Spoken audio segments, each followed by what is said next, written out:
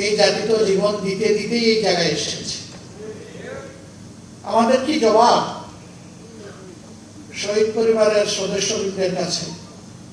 কি জবাব এখনো ভাঙ্গা পা হাত নিয়ে, বুকে মাথায় পিঠে গুলি নিয়ে যারা এখনো প্রতি রাত ঘুমাতে পারে না, কাতরায়, কষ্টে, যন্ত্রণায়, কোনো কাজ করতে পারে না, তারা যুবক যুবতী হয়ে গেছে এখন পঙ্গু, তাদের কাছে আমাদের কি জবাব?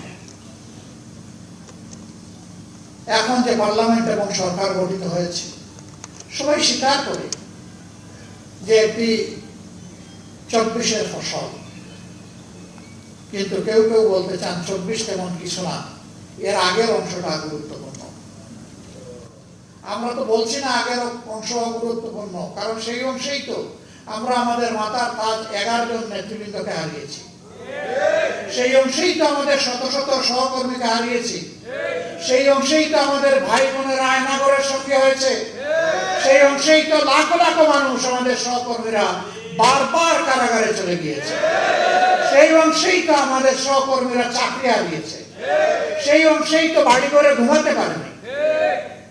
আমরা তো ওই অংশ অস্বীকার করছি না, কিন্তু এইটা অস্বীকার করার কোনো উপায় নেই। আমাদের এত এত ত্যাগ, আমাদের আন্দোলন এবং প্রতিরোধ তখন কিছুই কার্যকর হয় নাই। যা এসে কার্যকর রূপ পেয়েছে 24-এ, এই 24-কে স্বীকার করতে এত হীনমন্যতা কেন?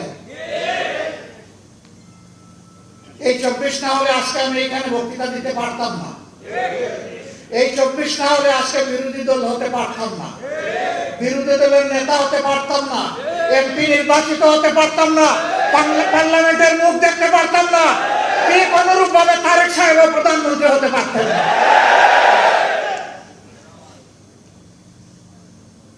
আর যে সমস্ত মন্ত্রীরা আজে বাজে কথা বলে, কেউ তো সংসদের ভিতরেই বলে ফেলে, আর কেউ টকশোতে গিয়ে বলে, দায়িত্ব জ্ঞানহীন কথা বলে, দেশ বিরোধী কথা বলে, আমরা যখন সংসদে বিষয়গুলো তুলে আনি তখন বলা হয় এগুলো সংসদের বাইরের ব্যাপার। আবার আমাদেরকে যখন আঘাত করা হয় তখন শুধু সংসদের বাইরের ব্যাপার না, আধা শতাব্দী আগের বিষয়গুলো নিয়ে আসা হয়। চিংড়ি মাছের জীবন, লাভ দিলে পিছনের দিকে যায়, সামনে রাস্তা খুঁজে পায় না। এই জাতি আগাবে কিভাবে?